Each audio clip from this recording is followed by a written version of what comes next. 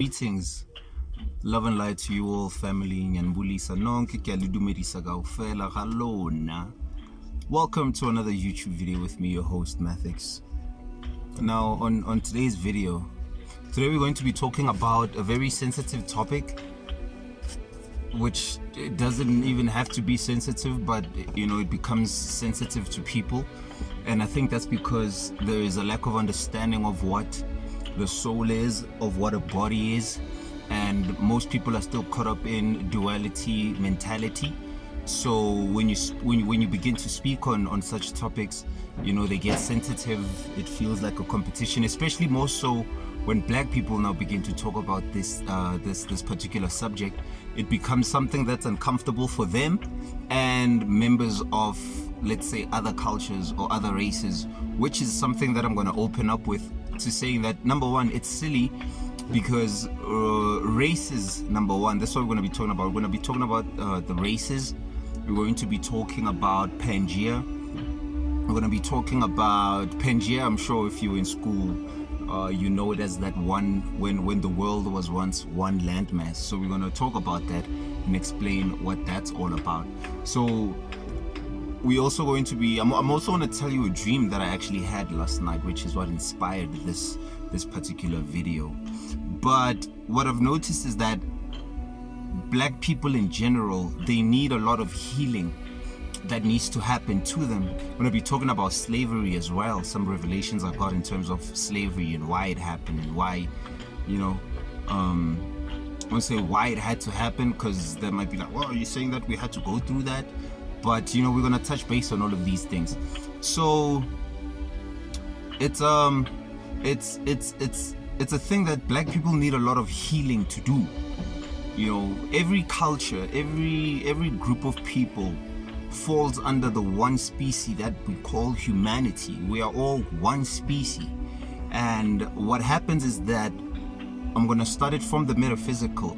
The soul, when it incarnates into a physical body, it takes on a species envelope. So what you would see as dolphins and whales, those group of mammalians that live by the ocean, known as cetaceans. So cetaceans basically have what they call a species envelope. That would be what that spark of life that is represented by that particular group. That's what the creator is expressing itself as.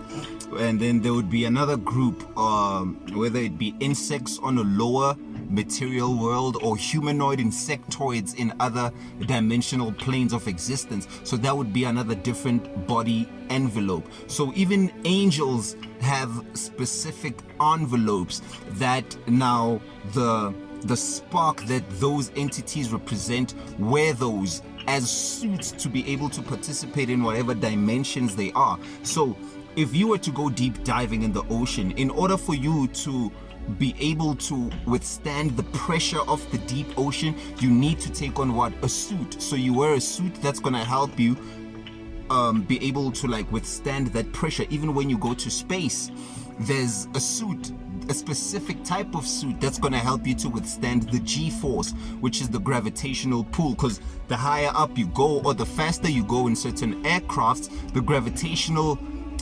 gravitational force gets so heavy that it would crush you and you would pass out. So the specific type of costumes that are created or that are designed to be able to help you to withstand that environment. So what the body is a species envelope. It's a suit. It's a suit that allows you to function in the world of sensations: taste, touch, sight, sound, and smell. That's what this body is. It's a suit. It's an avatar.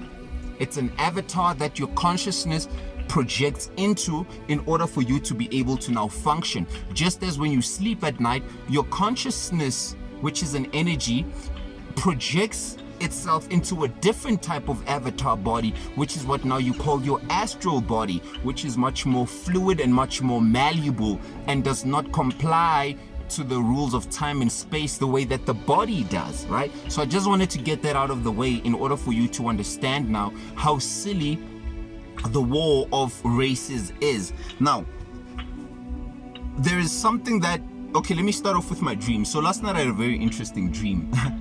So in this dream, right? In the dream, I'm this kid. I'm in a classroom I'm in the classroom, and it was so interesting because my character was switching between the different members of the class. So I'm in a classroom and I'm this kid, and you know how weird dreams are. So it looks like I'm by the corner, and I'm doing this with my hand. So to the back, it would to look like I was masturbating, right? And so some kids behind me saw me, and just as they were about to cause like a commotion, another kid came to the side. It was a girl. She came to the side, and then she started she saw that I wasn't masturbating. It's like from the angle that she was in, and then she started singing. And then another guy came, and then we started making a song, and then that whole mood changed. Dreams are just weird sometimes. So that whole mood just changed, and then now we're all making the song, we're singing this nice song, we're singing this nice song. All of a sudden the teacher comes in and she tells us, okay, sit down, and now I'm the teacher as well. So the teacher says something, and then she says, look at your fellow classmate and say something amazing to them. She told us to say a specific thing. I forgot what it was, but all of us had to go around the class saying something amazing. And then now she started teaching. When she started teaching, she started talking about races. She's like, I work with bricks, so I think my subconscious used bricks. Like I'm in construction, I construct bricks and paving, and I sell those and whatnot. So there were bricks in the class, so she started talking about the different races. She's like, there are many different type of people, as you all can see in the class. And remember, there were 2 sets of twins also that I saw in the class that I interacted with, but I'm just cutting the dream short for the sake of this video. I don't want it to be too long. So she's like, you see how different you all are in the class. There's twins here, you have this type of skin, you have this type of skin. She's like, as a people, as people here, we are all one thing. But then she started now teaching about races. She's like, but the oldest type of people look like this or looked like this. And then she took a dark, like a brick that was dark. It was dark. She's like, this was the original prototype of man. And then in that dream, immediately I switched, and now I'm now I'm myself again. And then I switched to a forest-like place. Trees. It was very beautiful. And now there's this voice in the ether, in the air, talking to me. And it's like, you are walking through millions of years of data. I was like, oh damn. It's like, yeah, you've been here for millions of years. And so I started running in the dream from one point of like a field type of place, and I was running into another place. And then as I'm running, this voice is like to me, it's like, as you are running right now, what you are doing is you are collecting and broadcasting data on a quantum level and also on a macroscopic level, which means like now on a celestial level. So every day when you walk about, when you wake up, it may seem mundane, but what your body is an information gathering machine. Everything about you, from your ears to your eyes to your nose to your taste, your hands, your fingers, the way you are structured, you are a species that is designed to gather information. So we are entities that gather and study information in the form of the creator, to be able to now study itself as us. When they say we are the universe experiencing itself, that's what's happening. So now that's the dream that I had as I was running. They're like, yo G, like you are collecting data here, data that you cannot even begin to comprehend on what it's about, but this is for the next state, it's for the next harmonic, it's for the next species envelope that you are to inhabit. All of what you are doing here is for that. So now let's get into the races. Pangea. What is Pangea? Pangea is when the earth was one landmass before the continental drift happened, right? So it said that the world was one landmass, and when scientists, when the people who study bones and all these things, when they trace back where humanity originated from, they always trace it back to Africa, somewhere in South Africa or somewhere in Ethiopia, but it's on the African continent. Now, there's a study called, there's a book called The Secret Doctrine by a Russian lady who used to study occultism. by Helen Blavatsky. And she's speaking about what they call root races. So they speak about 7 root races.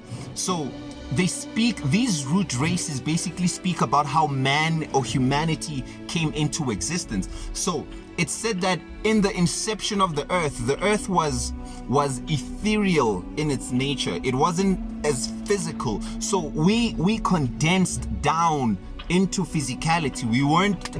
We weren't always in this particular envelope. We inhabited a different level of earth, where the earth was made up of mostly plasma and light before it came down lower and lower and lower. So the earth, for it to be dense like this, it had to be gradually lowered. And in those lowerings of it, there were different species envelopes that the soul was taking on. So the first 2 envelopes were of a light nature and an etheric nature. So they weren't so much tangible. So they were dealing on a whole other level. So those are the first 2 root races. And then the third root race was said to be a race of giants. They call them what you know of as the men of renown. They speak about them having these great psychic abilities. They were great men, like the men and women you could say that even the species was of an androgynous nature. That was the first race to now become physical. That is what they described as the oldest race, which was the race of now the black people, or the prototype of that particular species envelope was of a highly melanated nature, in a sense that now even the emotions that were felt by that species. So if someone was feeling angry, their skin would glow in a certain color. When that person was intellectual, when something intellectual was going on, there would be a yellowish type of glow, type of the skin moving. When the person was in a different type of mood, when they were feeling sexual, it would be orange. So it would reflect the color of the chakras, right? We're going deep into it now.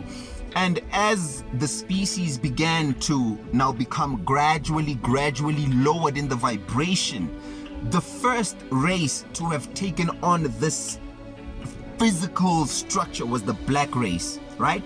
And on this planet, there's a book called When the World Was Black. There's a book called When the World Was Black.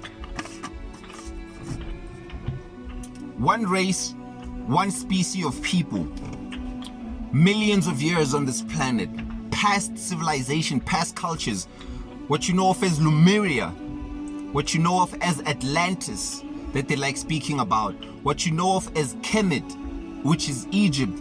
Egypt was one of the youngest cultures to have come about. There were cultures and continents that existed before that, which is your Atlantis and your Lemuria, when we were on a whole other different type of mental and spiritual level. But as cycles of the universe happen, because these are the laws, these are cycles of time, species get introduced, they mature, they decline. All of this is happening for the sole purpose of the soul developing itself within the physical spectrum of God's mind. So as the continents began to drift, we learn that in what you know, in what is known to today as Africa, this is where humanity was taught, it's where it was civilized, it's where it was nurtured. And after all of that, which took place for thousands and millions of years, after all of that, then it said that we took our journey, we took things on the road now. We began to explore out. This is what they call the out of Africa. Now, as we explored out, as we moved out, obviously now we're moving according also to the continents drifting. There's going to be millions of years and thousands of years where now the gene pool begins to change, because remember, it was of one species. we can't really point to a people and say that it looked like these black people here or looked like those black people here. But the prototype of humanity was the black race, the black people. Over time, as we began to move into the different parts of the world, the genes, there's what you know of as recessive genes. The gene pool began to change because the melanin is of a dominant nature. Just as when you see someone who's an albino, what for the reason for them to have those blue eyes, even Caucasians, it's a recessive gene. It's a recessive gene. Over time, as we began to inhabit different environments, our genotype, our phenotype, the way we looked began to change in order to adapt to the type of environment that we were living in. So that's why the diversity is so great, even amongst just the African continent alone. I mean, just in Sudan alone, in South Sudan, you have the tallest tribes of people known as the Dinka people. That's the tallest people in the world. And just down the border, not even like many kilometers away, you have the Twa people, which are the shortest tribe of people in the world. So Africa, or Africans, would have what you call the most diverse genes, or they are the most diverse culture of people. And the reason for that, the scientific explanation for that, is that the reason why you find so much diversity on the African continent or among African people is that they had a much longer time for those genes to be able to mutate. That's why the diversity is so broad and so vast, is because they are the oldest people in the world. Now, we are one race. What you call the other cultures is nothing but also just an offshoot of now this one race beginning to experience that which I was telling you, the different environments. So different environments would call for the hair to be softer, maybe due to the moisture of the environment. Some the hair would be harder, some the skin would get lighter and lighter. And now, as this began to happen over thousands of years, there's inbreeding, there's all of this beginning to happen. And so now the cultures, the species begins to now diversify, and this is where now the different cultures begin to come in. Now, we call it white race, we call it, there's Indians, there's Chinese, there's all of that. We are one species envelope. Experience and time is what caused the genes to change over time, depending on the different environments. I mean, if you look at the Khoisan people, they have the eyes that are like this, and then you look at Asian people, you can see a similarity, and with that you can kind of see where the Asian race ascended from, or where their gene pool would be linked to. Because if you were to look at the San people, which is also said to be the oldest tribe, or the oldest, they have the oldest DNA in the world when they check them out. So you can see different races or different cultures. No man, these people, nah bro, they look similar. Even in Asia alone, there are Asian people that you never see on the news that have very dark skin. They look like black people, but you'll never see those in the news, because now it takes us to the agenda which I was telling you about. Say, race is something that was created when colonization was beginning to now come into place, when slavery was beginning to come into place. Because what had to happen is that the European at the time, who had the mission of conquest to conquer, what they had to do at the time, the men of that time, they had to justify the fact that they were about to slaughter and kill and enslave millions of people and commit acts of genocide. So what they had to do was to now begin to classify people according to, okay, no, these people have this type of skin, these type of eyes, and that is more godly, or that is more spiritual, that is the human. These people are the closest things that we have to apes, so they're not really animals. So in order for slavery to have taken place, they had to justify why they were killing so many people. They had to justify, because remember, it wasn't all European or all white people were like, yeah, let's murder black people. No, we're humans, remember. So in order for them to explain to their own people on why this was happening, they had to say, no, these people are not human, they're subhuman, they're not fully human, so we can't do this to them. Because it wouldn't make sense for you to use a Bible and say that we are all God's children, but then you are killing people who you say are also God's children and they contain a soul. So what they said was that, no, these people are subhuman, they're not human. So hence we can have them in animal zoos, or hence we can commit acts of genocide with them. So they justified the killing and the enslavement of the people by saying that, okay, no, these people are not human. They're not human. So that's what the church used. That's what the people who were now involved in the slave trade, that's what they began to use. Okay, no, these people are not human, right? Now we're gonna go deeper. Remember, there's a book called They Were Here Before Columbus. It's a book that spoke about how black people were in the Americas, thousands, what you call the native Indians and whatnot. There were interactions happening between cultures thousands of years before Columbus even set foot in the Americas.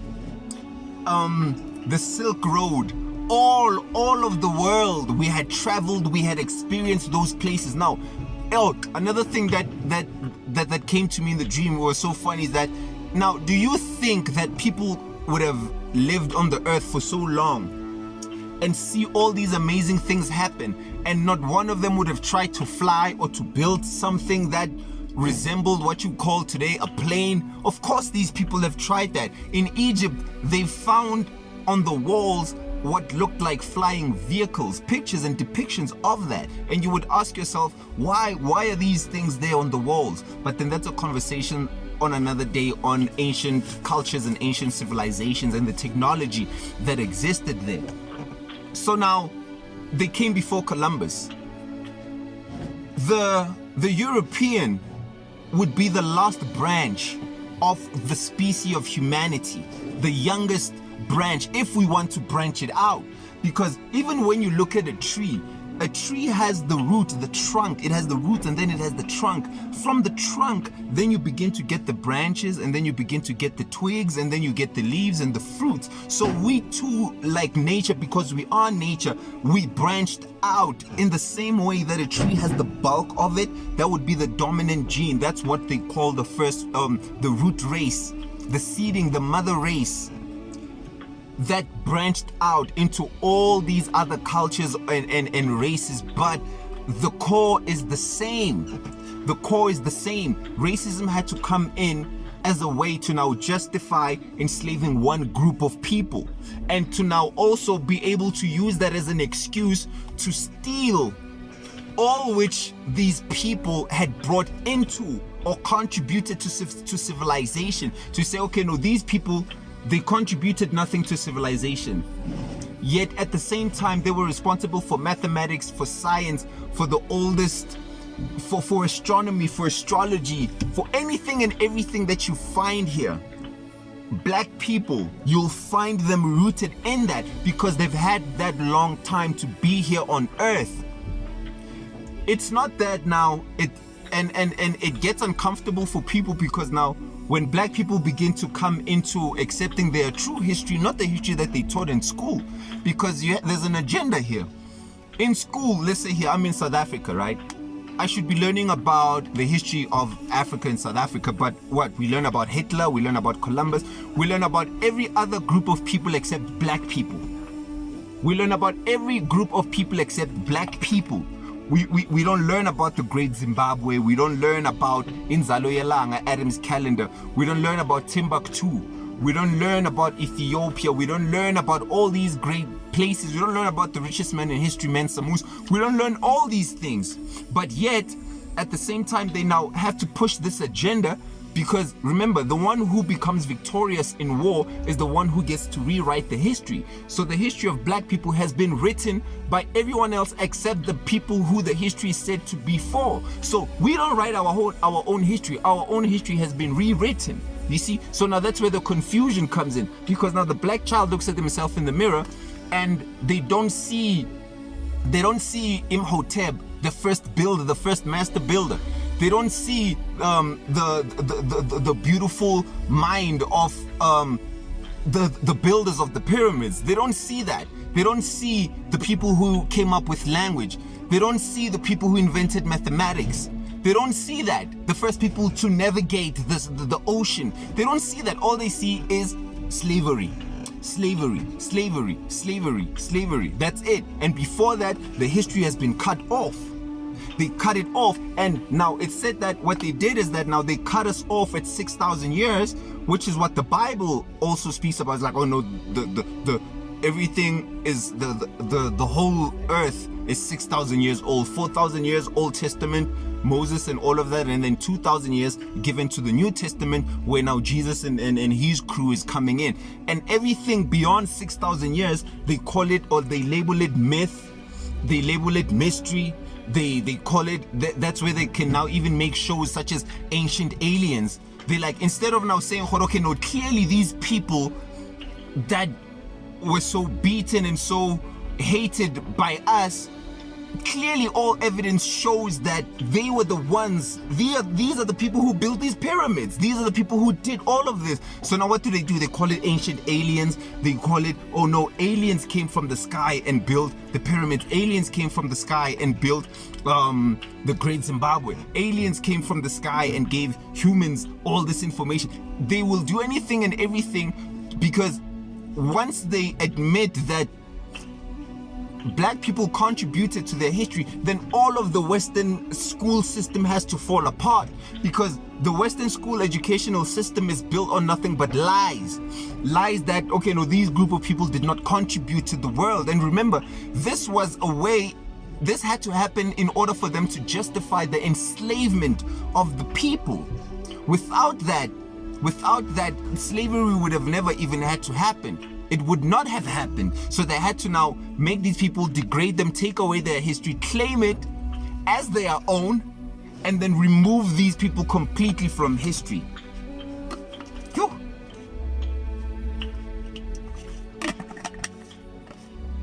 And now the painful thing is that because the brainwashing goes so deep, when now true scholars come through and be like, hey, Joe Pella, this is not the real history. Now it seems as though, oh no, you know, oh no, is this an attack on? No, it's not an attack on anyone. It's very important, if the world is gonna go to a next state, it's very important for each and every single individual, every culture, to know where they branched from, where they came from, so that they can hold that history within themselves and be proud of their lineage and where it is that they came from, right? So now, let's talk about slavery. Slavery, as horrible as it was, as horrible as it is, as horrible as the whole thing was, there were prophecies of slavery thousands of years before it happened. There were prophecies. They knew. The prophets, the great seers of the time, the mystics, they knew. In the Bible, come on. The stories of the Bible of Joseph being enslaved and then being taken to another land. There's verses that speak about how there'll be a group of people that will be taken into a foreign land, and all of that is the story of what it is that happened to this group of people that is now called black people. When you talk about the angels or the falling of the great ones, in the Bible they call them the Nephilim, the great giants, the men of renown. They're not talking about giants just merely in a physical sense. They're talking about giants, spiritual giants, because the world looks at history and they can't explain how these people who were so-called primitive could have accomplished all these great things that today, with all our technology, cannot even begin to understand. You see, so they were the men of renown. They were the giants. They were the Nephilim. It's spiritual giants. These were the spiritual giants that fell. The titans in mythology that they speak about, that got chained underneath the earth. When they speak about the fallen giants, it's you. It's the black people. It's the whole race, in fact, because it's nothing. The black people are nothing but the fathers and the mothers, and everything else is just an off branching. But we're of one species. We are of one species. Now, yeah, you find people there and there trying to deny it, but it's there, it's evidence. It's not like I'm just saying it. This is everywhere. We learn this in school. But in school, they don't go into great detail in terms of what it means when they say that humanity evolved from Africa. From that place. They don't go into detail in terms of what that really means. So now, with slavery, remember, we've had millions of years to be here. We've been here for millions of years, right? We've been here for millions of years. Slavery. This is gonna get... Slavery could not have been taken by any other group of people than the people that it happened to. No group of people, I would say, was old enough, was matured enough to undergo such traumatic events and come out of it and be the way that black people are right now. No group of people. Remember, in church we always learn this, oh, God is love, God is forgiveness, God is this, God give us strength, give us all of these things. If we really were these giants, if we really were these great people, we're not talking now even, we're talking about what the soul was represented as in this avatar. The greatest test for us would have been that God is love. We say we are God on earth. Jesus, they say, represents God on earth. When they say Jesus took whips and lashes and he died for our sins, didn't your ancestors, if you watch the history that black people went through from what happened in the Congo, from Leopold, as I'm saying again, here's the agenda. We learn about the Holocaust and the killing of the Jewish people by Hitler and whatnot, and he killed, some 2-3 million people. It was they call it the most horrific thing to have ever happened. You'll never learn about the 13+ million people that were killed in the Congo by Leopold III over rubber. And if people were to come in and they had not gotten enough rubber, they would cut their hands off. And in Belgium today, they have hands. They have chocolate hands. Or even they say that's not what it's about, but they have hands. You can check this out. Say the Belgium chocolate hand, and you'll see they have hands that look like melanated hands because it's chocolate. And if you were to read the history of what the Belgians did, especially Leopold, what happened in Congo, the amount of people that he killed there, and him chopping off their hand, that would be a mockery of that enslavement, of that genocide that took place in the Congo. But then that's a story for another day. Remember, there's an agenda here, and this agenda is being run by a few people. It's not that when you walk in the street, every white person has an agenda and hates. No, most of the people were not even aware of what it is that were going on, that these people were dealing with. Because remember, these people, in order for them to be able to now take the world into the darkness that they did, they had divine knowledge that they had acquired in the decline of the African continent, because species or cultures rise, they mature, they decline. So in our decline, Greece, what you know of as Greece, the Greeks learned their information from Kemet, from the Africans. The Romans learned their information from the Greeks, who also didn't get the full gist of what it is that were going on. So the Romans were learning it even secondhand, right? And so we now contribute, or we give most of the praises to the Romans and to the Greeks. But as to who the Greeks learned that information from, that is cut from history. They don't want to admit that, or at least they don't want to admit it in the mainstream environment.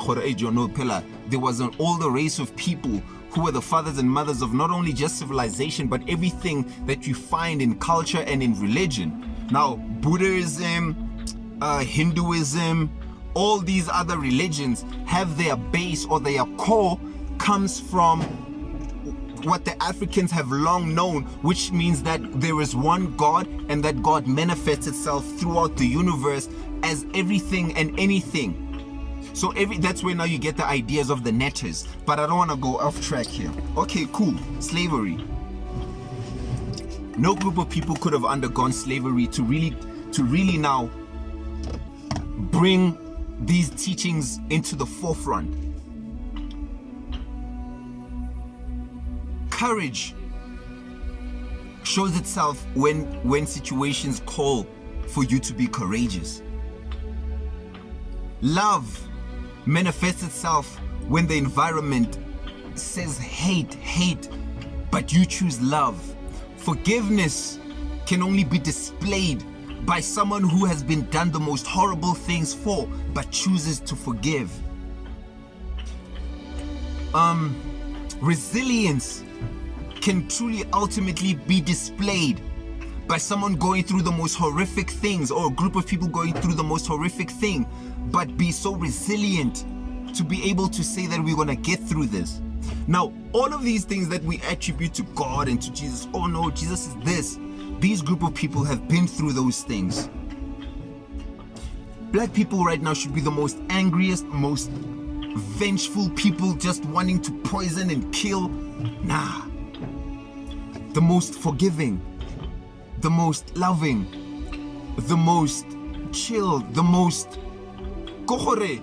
If you were to look at what it is that they've been through, I would say that the universe, the creator itself, was like, you see that?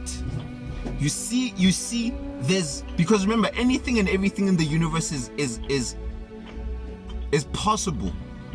But some things had to be experienced in order for them not to have been, not in order for them not to be experienced again. So the whole story that you read of Jesus dying for people's sins and saying, I will overcome death, that's what this group of people, or that's what we as humanity were representing. To go to the lowest of lowest and to commit the deepest atrocities on ourselves, by ourselves, and to come out of that so that the whole universe can learn from this species of people on this planet to say, okay, no, you see, that's what not to do. And we took on that task. We took on that pain.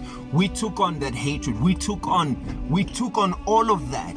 We took on all of that and said that, okay, no, we're gonna go through this, and we went through it, and then we overcame it.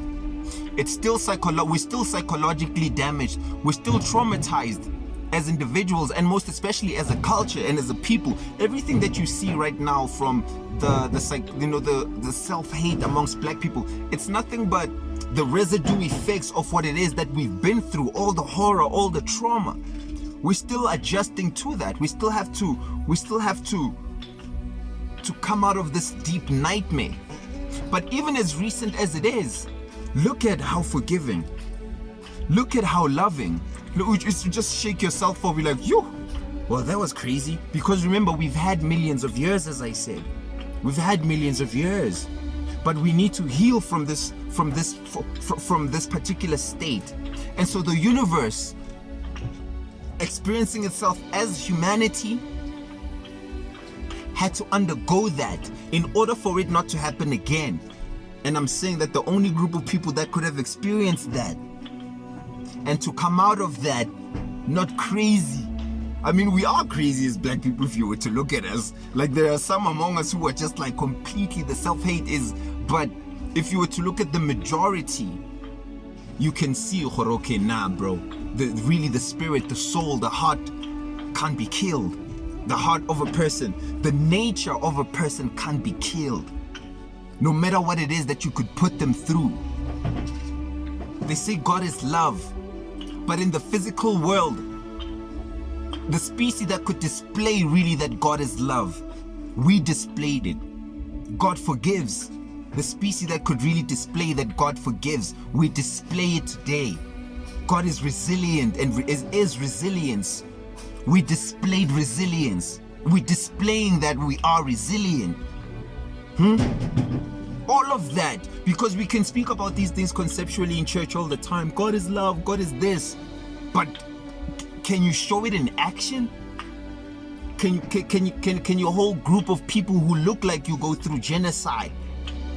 And for the generations to come after you to be lied to about that, but still come out of that and be like, damn, hi, now we see you. Nice, cool. It's crazy. It's crazy. But slavery happened in order for us to take the whole universe to the next level of being. Because to a certain point, we had already done everything in the physical. The pyramids were built, the hieroglyphics, language, all of this, astral travel, all these things were done. It's recorded, it's in books. But in order for the whole species to be taken to the next level, the ones who are at the higher level, only because of the experience that they had to fall. And by their falling, in their rise, they would take all of humanity, they would take all of the species to the next level of being. It's deep like that. It did not just happen as this is just gonna happen. There were prophecies. When you read in the Hermetica or in the Emerald Tablets of Thoth, they speak about this. About the fall, how Egypt will be scorned and laughed at. How in the modern day, the stupid man will be considered wise, and the wise man will be considered foolish. All of this, the world, it's said that the world will mock that Egypt, which represented Africa, was once the highest and most pristine place of spiritual worship. People will not know this. The descendants of Egypt itself will scorn and laugh at that and be like, nah, bro, what do you mean that we achieved this? What do you mean that we were great? What do you mean all of this? There were prophecies. But it said that, behold, after all this darkness, God will come. God will come and be like, I will take you out of that darkness. I will take you out of that enslavement. And I will raise you high, higher than high. This was for us to take the world into the next level of being, to really show that God is love. And for that love to be displayed, we had to take those whips, we had to take those lashes, we had to go through that horrific state, that period of time. Because unfortunately, also at the same time, we were the only ones who were qualified to experience that and to come out of that. That's what it is. So there's a lot of healing that needs to be done. There's a lot of conversations that need to be had around things that pertain slavery and black people and races. As I'm saying, race is something that was created for the purpose of domination and world conquest. But there really is only one species envelope that branched off.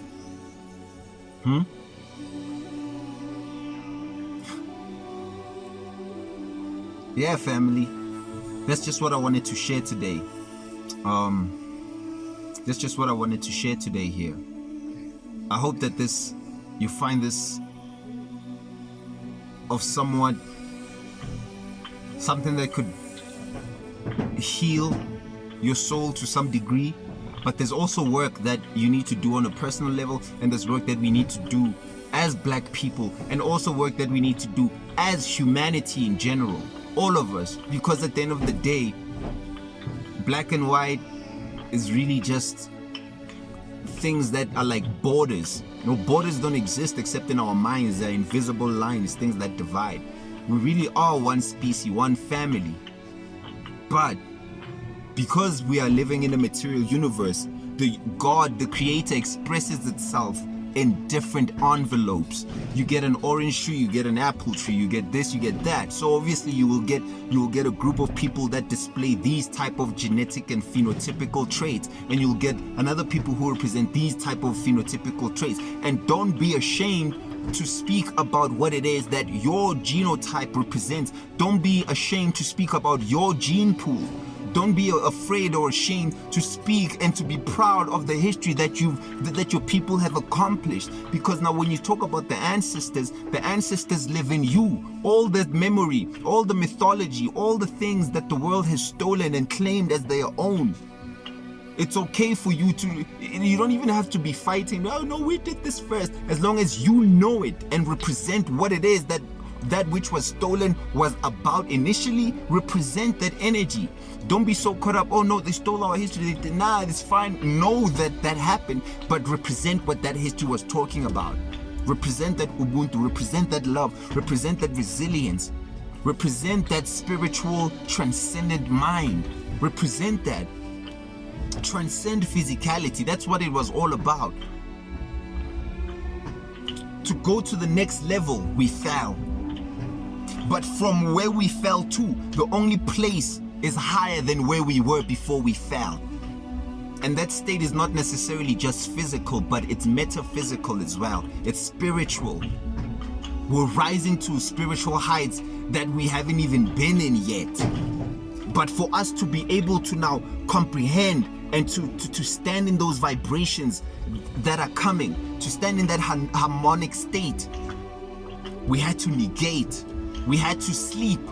And in our sleeping, it's like if your parents were to fall asleep in the house, the kids will make a mess.